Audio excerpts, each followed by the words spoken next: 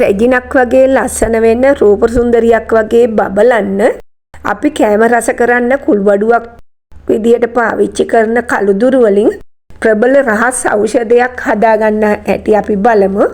කළුදුරු කියන්නේ නිකන් කුළුබඩුවක් නෙමෙයි. අවුවට පිච්චිලා පාට අඩු වෙලා කළු ලප මතු වෙලා තියෙන මෝනට රෙජිනකේ වගේ ලස්සන බවක් ලබා දෙන්න පුළුවන් මේ කළුදුරු වලට. මුළු තැන්ගේ බෝතලයකට සීමා වෙලා තිබුණු මේ කළුදුරු කලෙලි බසලා ගනිමු අපි. ඉතින් මෙතනදී කළුදුරු වල තියෙන ප්‍රතිඔක්සිකාරක ගුණය මගින් සමේ තියෙන මරණු සෛල අයින් කරලා හැමට අලුත් පණක් සහ දීප්තියක් ලබලා දෙනවා. හැම සුදු කරලා පෙන්නනවා මේ මී පැණි වලින්. ඒ වගේම හැමේ තෙතමනේ ආරක්ෂා කරන්නත් මී පැණි උදව් වෙනවා. ඉතින් අපි බලමු මේක හදන හැටි.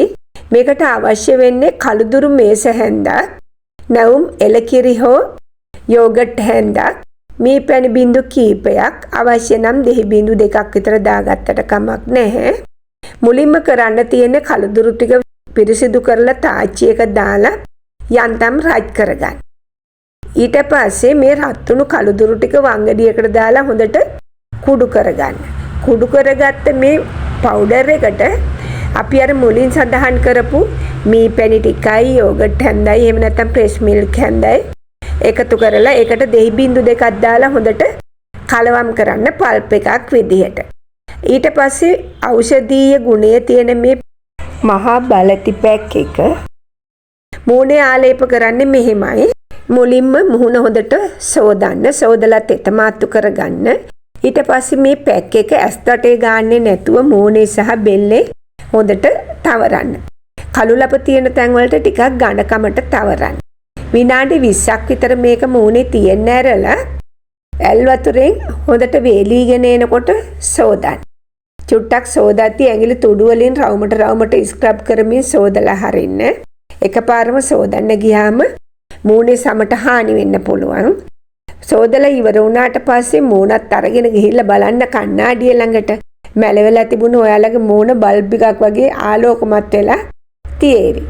ඇයි අපි ඉතින් මේ කළුදුරුම මේ කාර්ය සඳහා යොදාගන්නේ කියන එක ඔයගොල්ලන්ට ගැටලුවක්. එකක් තමයි වයසට ගිය රැලි වැටුණු හැමට දීප්තියක් සහ තරුණ පෙනුමක් ලබා දෙනවා. මූණේ තියෙන පරණ කුරුලෑ ලැප අවුවට පිච්චුණු තැන් කළුදුරු වලින් වේගයෙන් මකලා දෙනවා. මේ පැණි සහ කිරි එකතු කරාම හැම දීප්තිමත් සහ තෙතමනේ සහිත වෙනවා. මේ සියල්ලගේම ප්‍රතිඔක්සිකාරක ගුණය තියෙන නිසා ඔයා සම්පූර්ණයෙන්ම ලස්සන භාවයට හා පැහැපත් භාවයට පත් වෙනවා. කෙනෙකුට හැකියාවක් තියෙනවා නම් මේක මුළු සිරුරේම ආලේප කරගන්න අර කෘත්‍රිම රසායනික ද්‍රව්‍ය වලට වඩා බොහොම වටිනවා. ඊළඟට තවත් එකක් තමයි මේ සත්කාරයේ සතියකට දවසක් හෝ දෙකක්. මම දවස් දෙකක්ම කියන්නේ නැහැ. ඔයාලට පුළුවන් නම් දෙකක් කරන්න. නැත්නම් සතියකට වරක් ප්‍රමාණවත්. මාසෙකට එතකොට 4 සැරයක්. මේ විදිහට දිගු කාලීනව කරගෙන යන්නටත් ඕන. එතකොට ඔයාලා හැමදාම රෙජිනක් වගේ බැබලෙමින් ඉඳීවි.